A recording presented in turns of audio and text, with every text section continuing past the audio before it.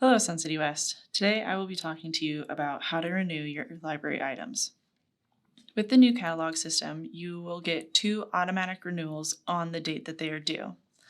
To see if they will automatically renew for you, you will go to our library homepage, suncitywest.com/library, and then click on My Account. Once you're here, you will log in.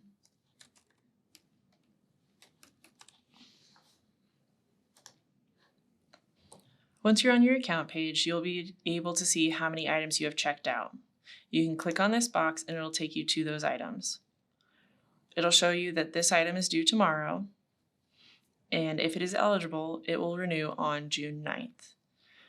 If it is on hold for another person and it can't be renewed and it won't renew automatically, it'll tell you by saying on hold for another patron.